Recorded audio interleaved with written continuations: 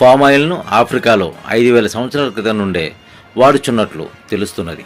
అక్కడ స్థానికులు palm oil పళ్ళను ఫ్రూట్స్ వేడి నీళ్ళలో బాగా మరిగించి రోకళ్ళు వంటి వాటితో నలగొట్టి గుజ్జును పిండి నూనెను వడగొట్టి తీసి వాడేవాళ్ళు.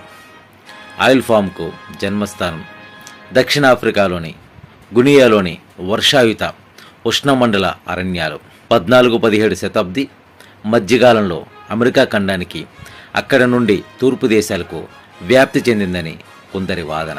1910లో కోటెస్ విలియం సేమ్ అనే ఇంగ్లీష్ బ్యాంకర్ ద్వారా మలేషియాకు తీసుకువెళ్లడం జరిగిందని, అక్కడి నుండి ఇండోనేషియా, పశ్చిమ ఆసియా, దక్షిణ అమెరికాకు వ్యాపించిందని మరికొందరి వివరణ.